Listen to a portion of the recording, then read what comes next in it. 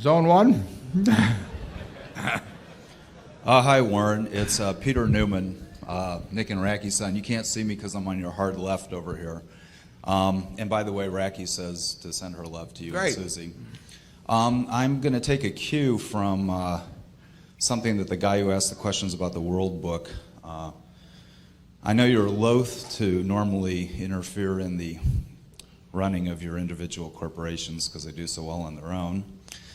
And I am particularly fond of See's candy and their products.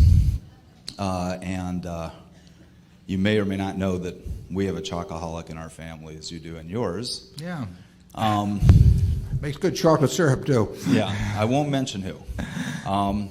However, when I was in there this Christmas buying some gifts, I noted that with the exception of the little candy canes, there's nothing in that store that is fat-free. And we are facing a trend in the world, especially in dessert items and ice cream and candy items, of fat-freeness.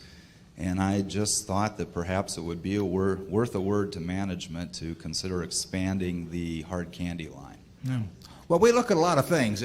One of the problems, as you probably know, for example, in using aspartame, is it doesn't interact well with heat, and so that's been sort of tough. Now, Charlie and I have kept getting our regular boxes of candy during this weight loss program, and we've devoured them. And candy, it's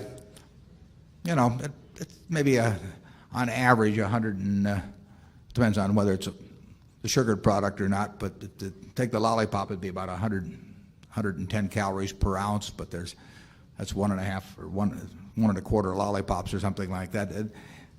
Most things are, in that 100 per ounce to 150 per ounce range. So the candy is not a specific no-no. If we can find something that the customer likes that makes them think they're getting skinnier by eating it, that will be a breakthrough, and we look forward to it. And we test everything that comes along. I can assure you. In fact, Charlie and I may be the main testers, but Chuck Huggins is here today, and if you've got any ideas on it, who runs See's, done a terrific job of running See's ever since we took over in 1972. He'd appreciate ideas, but we are looking for things that appeal to the consumer, that taste good, and that they'll go for. I mean, just as is the Coca-Cola company in terms of